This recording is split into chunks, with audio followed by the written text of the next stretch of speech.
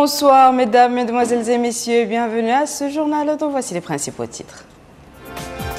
Le directeur général des finances à la Banque mondiale souligne son admiration pour la vision pertinente à l'origine du projet de la zone franche de Nouadhibou.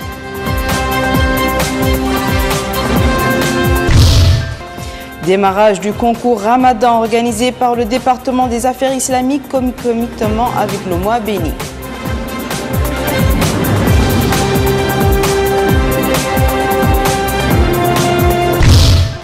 Nouakchott abrite les travaux de la 5e réunion africaine de coopération pour la prévention et la gestion des événements de santé publique dans l'aviation civile. Merci mesdames et messieurs de vous joindre à nous. Nous ouvrons ce journal par ce décret de la présidence de la République. En date de ce jour sont nommés membres du Conseil de la Haute Autorité de la Presse et de l'Audiovisuel, APA, messieurs Saleh Oul-Tayyib Oul-Dahmash et monsieur Mel'ainin Oul-Mbouirik. Nous ouvrons ce journal par le courrier du président de la République. M. Mohamed Abdelaziz a reçu aujourd'hui un message de félicitations de son homologue yéménite à l'occasion de sa réélection pour un second mandat. Voici le texte intégral de ce message. Monsieur le Président, il m'est agréable de vous exprimer au nom du peuple yéménite, comme en mon nom propre, mes chaleureuses félicitations et mes sincères vœux à l'occasion de votre réélection à la présidence de la République islamique de Mauritanie pour un second mandat. Il s'agit là d'une preuve de la confiance placée en vous par le peuple mauritanien frère. Je réitère pour votre Excellence mes souhaits de succès dans l'accomplissement de vos nouvelles fonctions afin de poursuivre votre œuvre de développement et satisfaire les aspirations du peuple mauritanien frère pour un avenir meilleur. Le chef de l'État a reçu également un message de félicitations du Premier ministre des Pays-Bas. En voici la teneur. Monsieur le Président, permettez-moi, Monsieur le Président, de vous exprimer mes félicitations pour votre élection le 21 juin dernier aux fonctions du Président de la République islamique de Mauritanie. Je vous adresse mes vœux de succès dans l'accomplissement de vos tâches pour relever les défis qui vous attendent. Les Pays-Bas se félicitent du déroulement pacifique du processus électoral. Sous votre précédent mandat, la Mauritanie a fait des progrès au niveau de la sécurité intérieure et extérieure. Elle joue par ailleurs un rôle stratégique quant à la stabilité de toute la région de l'Afrique de l'Ouest. En vous réitérant mes vœux de réussite, je vous prie d'agréer, Monsieur le Président de la République, l'assurance de ma haute considération. Le président de l'Assemblée nationale, M. Mohamed El-Boilil, a reçu ce matin en audience M. Antonio Torres, ambassadeur d'Espagne dans notre pays. Au cours de l'audience, les deux hommes ont passé en revue les différents volets de la coopération entre les deux pays et les moyens de les renforcer dans tous les domaines. L'audience s'est déroulée en présence du secrétaire général de l'Assemblée nationale, M. Mohamed Walloul El-Koueri. Le président de l'Assemblée nationale, M. Mohamed El-Boilil, a reçu ce matin également en audience M. Wu Dong, ambassadeur de la République populaire de Chine à Nouakchott. Au cours de l'audience, il a été question des différents volets de la coopération entre les deux pays et les moyens de les renforcer, en particulier dans le domaine parlementaire. L'audience s'est déroulée en présence du secrétaire général de l'Assemblée nationale, M. Mohamed Walloul El-Koueri. Le président de l'Assemblée nationale, Mohamed El-Boilil, a reçu enfin en audience M. Mohamed Ali Cheiban, ambassadeur de la République du Yémen dans notre pays, venu présenter ses adieux à l'issue de sa mission en Mauritanie. L'audience s'est déroulée en présence du secrétaire général de l'Assemblée nationale, Mohamed Walloul El-Koueri.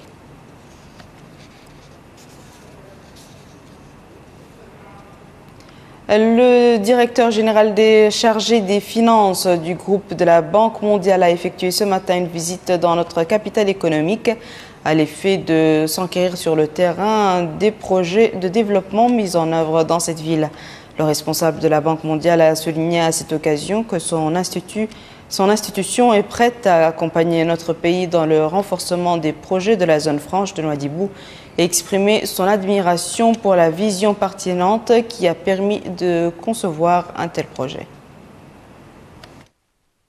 La zone franche de Nouadhibou, capitale économique du pays, a reçu aujourd'hui la visite de Bertrand Badré, directeur général chargé des finances de la Banque mondiale. Cette visite a été effectuée en compagnie de Sidi Oulta, ministre des Affaires économiques et du Développement. La délégation a été accueillie par Mohamed Ouldaf, président de l'autorité de la zone franche. Elle a ainsi pu s'enquérir des potentialités dont regorge cette zone franche en matière d'investissement. La délégation a ensuite suivi un exposé détaillé de ce pôle économique et les différentes étapes qui ont jalonné la mise en place de cet ambitieux projet. Ils ont au cours de cette visite pu découvrir le guichet unique et les facilités qu'il offre. Ce qui est très impressionnant, c'est la vision qu'il y a derrière les projets qui m'ont été présentés. De voir qu'on peut raisonner jusqu'à 10, 15 ou 20 ans en intégrant à la fois les développements traditionnels miniers, mais aussi une vision sur la pêche, le développement du port, le développement de la ville. Donc moi, j'ai qu'une envie, c'est de revenir régulièrement pour constater, année après année, le développement des plans qui m'ont été présentés. Honnêtement, je suis extrêmement impressionné de voir qu'il y a à la fois une vision d'ensemble, on voit bien le projet sur 20 ou 30 ans, et en même temps un sens du détail. On a pu, avec le mot de passe du président, regarder le cas d'une société s'inscrivant au guichet unique, et ça marche. Enfin, c'est ça que je trouve très impressionnant, c'est qu'à la fois on est très préoccupé de la réalisation, de la finition, et en même temps c'est ancré dans une perspective de long terme. Et donc, en ma capacité de directeur général de la Banque mondiale, je suis extrêmement heureux d'être associé à ces projets et je pense que vous pouvez compter sur nous à l'avenir. Et à titre personnel, je ferai aussi un peu la promotion de vos projets dans mon pays d'origine, la France, mais aussi ailleurs. Le directeur général chargé des finances de la Banque mondiale, Bertrand Badré, a à la fin de sa visite au niveau de la zone franche signé le livre d'or de ce pôle économique. Le port autonome de Nouadhibou a constitué la deuxième étape de cette visite. Sur place, la délégation a pu suivre des exposés qui relatent les potentialités et capacités de ce port. Par la suite, les membres de la délégation se sont rendus au niveau de la société Hondong de conservation et d'industrialisation du poisson. Là aussi, des explications détaillées ont été apportées concernant le traitement du poisson et les emplois que cette société peut offrir. La SNIM, Société nationale industrielle et minière, a été la dernière étape. Reçue par l'administrateur et directeur général Mohamed Abdullahi Oulouda, les membres de la délégation ont pu suivre un exposé détaillé sur l'historique et la mission de la SNIM. Au cours de cet exposé, la restructuration de cette société a été abordée. Parallèlement, le programme Nuhud, qui consiste à l'exportation de 40 millions de tonnes de fer via la mer à l'horizon 2025, ce qui fera de la SNIM la 5e société au niveau mondial à exporter le fer par le biais de la mer. Dans ce même cadre, la délégation a pu visiter les différents démembrements de la SNIM. Après son retour de la capitale économique, le directeur général responsable des opérations financières de la BM, Bertrand Badré, a fait la déclaration suivante. Ce matin, nous sommes allés avec le ministre à Nouadhibou. On a pu regarder de très près l'ensemble des projets extrêmement impressionnants et ambitieux qui sont à l'œuvre là-bas. Dans le secteur minier, évidemment, ça fait longtemps, mais les perspectives de plus que doubler la production, c'est une vraie transformation du projet minier. Nous avons pu regarder aussi les ressources halieutiques et de manière beaucoup plus intéressante, plus structurelle, la création de la zone franche et le succès de la zone franche.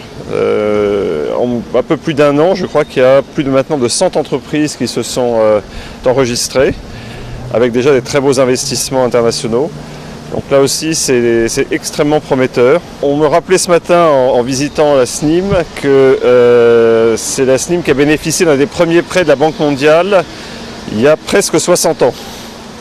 Donc c'est une coopération qui ne date pas d'hier. Elle ne va certainement pas s'arrêter demain. Donc on travaille sur différents aspects avec la SNIM, avec la zone franche. Et je pense qu'on est là encore pour quelques longues et belles années. Le ministre des Affaires islamiques et de l'enseignement original, M. Ahmed Renini, a supervisé lundi matin Le démarrage des compétitions ramadanesques qui portent sur le Coran, le hadith et le fiqh, du rite malikite, la sira du prophète et la langue arabe. Le directeur de l'orientation islamique par intérim, M. Sidi Mohamed El-Chouav, a insisté sur l'équité entre les concurrents et la probité dans l'application des critères et l'évaluation. Abdelrahman Hamad. Compétition dans les différentes sciences islamiques.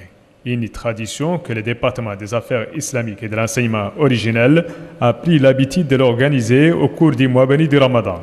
Ces compétitions ramadanesques portent cette année sur le Coran, le hadith, le fiqh du rite malikite, la sira ou encore la langue arabe.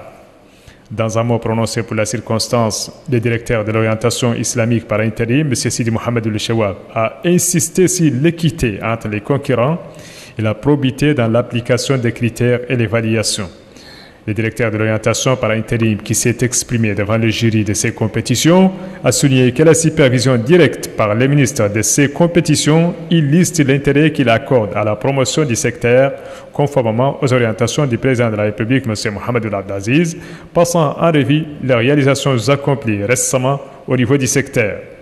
S'adressant au candidat M. Sidi Mohamed El-Chouav, les a exhortés à faire preuve de bonne moralité devant le jury, tout en leur souhaitant la réussite et faisant remarquer que la supervision de ces compétitions a été confiée à des commissions spécialisées dans le domaine. Notons que le nombre de participants à ces différentes compétitions a atteint 280 personnes. Le ministre des Affaires islamiques toujours et de l'enseignement original, M. Ahmed El-Nini, a supervisé cet après-midi l'inauguration d'une mosquée dénommée Al-Rayyan au secteur 2 du quartier Saad de Toujounine. Cette mosquée est réalisée sur financement d'un homme de bonne volonté émirati et a été exécutée par l'association Al-Aman Lil-Bir Wal-Ihsan.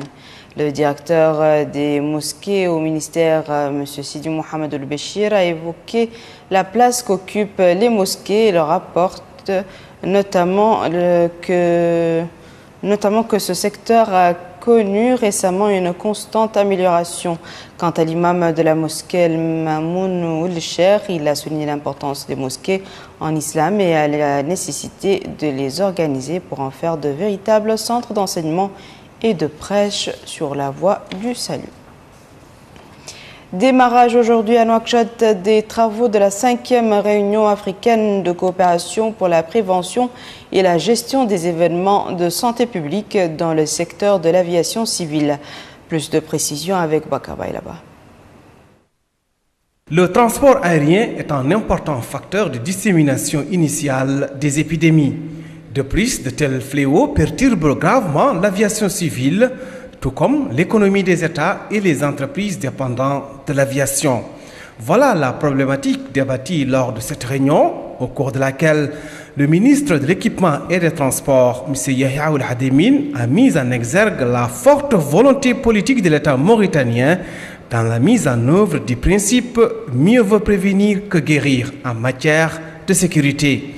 Il a précisé que ce principe constitue le meilleur moyen pour atteindre les objectifs fixés ainsi que pour parer aux épidémies en vue d'assurer la protection des usagers de l'aviation civile.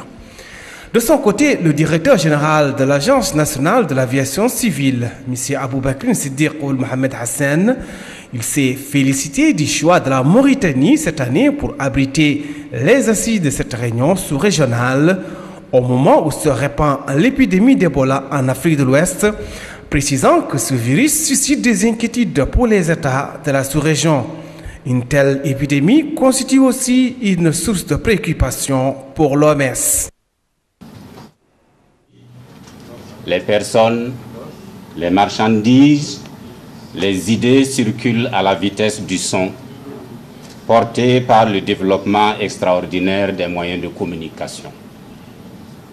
Ces moyens ont raccourci les distances, rapproché les peuples et ont fait de ce monde un village.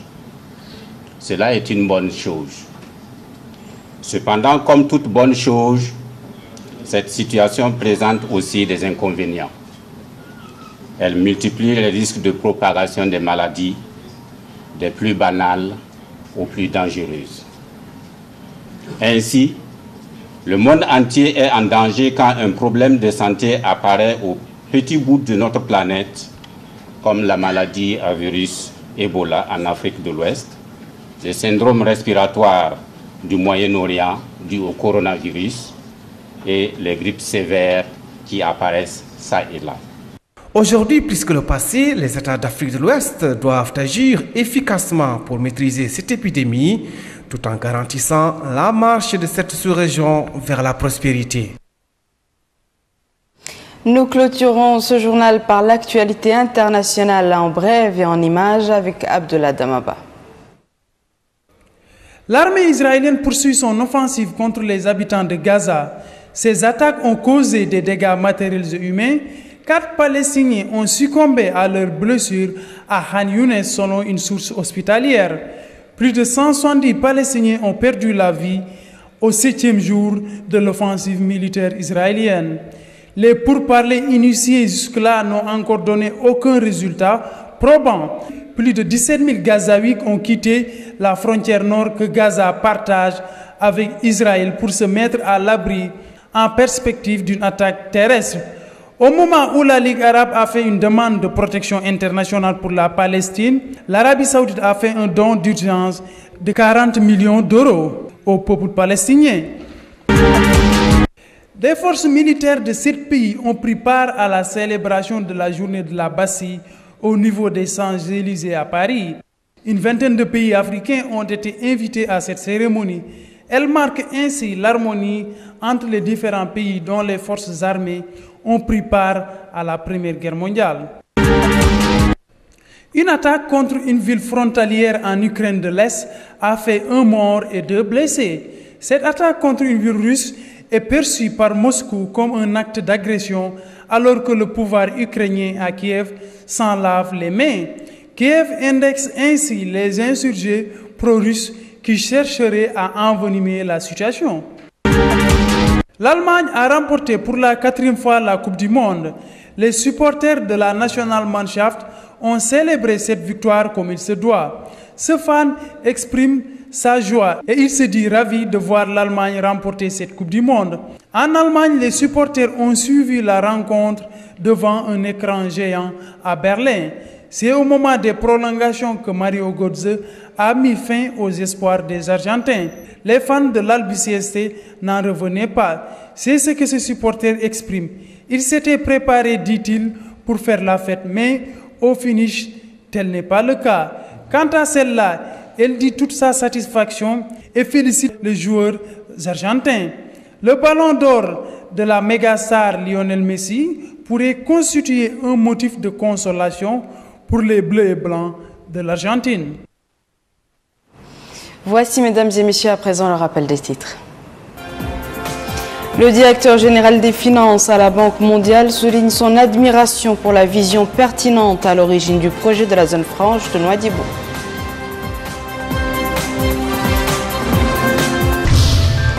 Démarrage du concours Ramadan organisé par le département des affaires islamiques concomitamment avec le mois béni.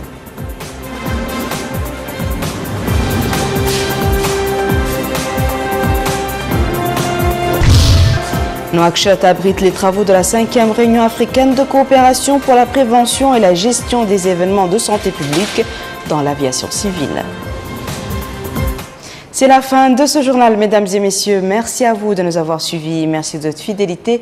Quant à moi, il ne me reste plus qu'à vous souhaiter une excellente suite de programmes sur El Mauritanie.